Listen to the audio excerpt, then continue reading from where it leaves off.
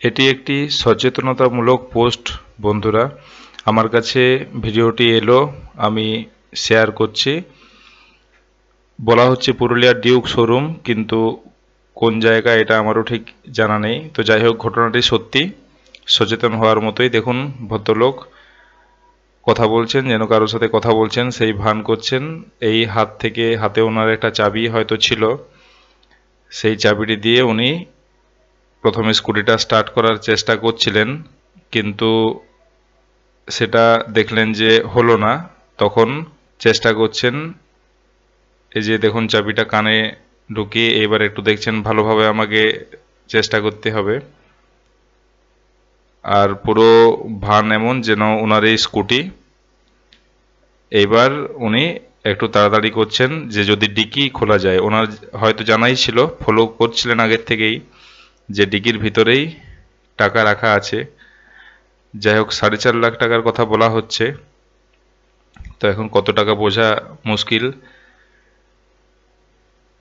এইবার কি করছেন, এই দিক থেকে একবার চেষ্টা করলেন, এই দিক থেকেও চেষ্টা করছেন, কিন্তু খুলছে না। এইবার একটা হিন্টস পেয়েছেন, এইখান থেকে হয়তো কিছুটা হয়তো জায়গা করা যেতে পারে। তখন দুহাত লাগিয়ে পরে একটা হাত ঢুকিয়ে ফেললেন, আর কিছু একটা উনি বার করছেন। এইবার উনি পেয়ে গেছেন।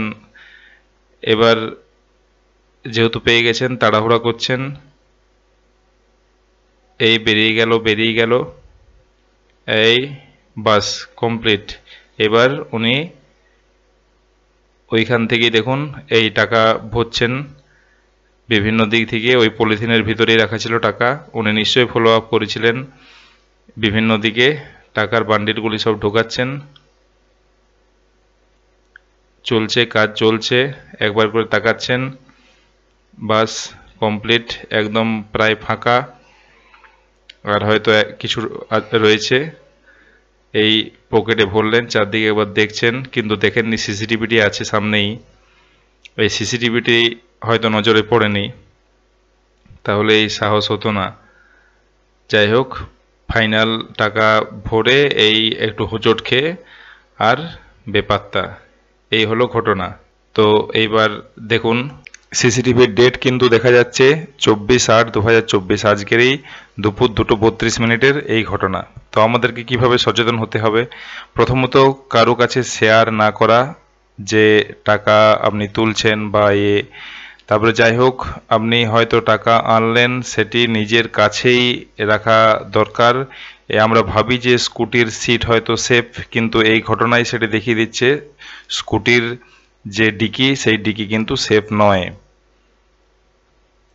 বাকি তো আপনার ভিডিওটি দেখলেন, আপনারাও বুঝছেন কি করণীয় কি করণীয় নয়। আমি যেমন শেয়ার করলাম, আপনারাও সেরকম ইনফরমেশনটি শেয়ার করুন, পাশে থাকুন। নমস্কার, ধন্যবাদ।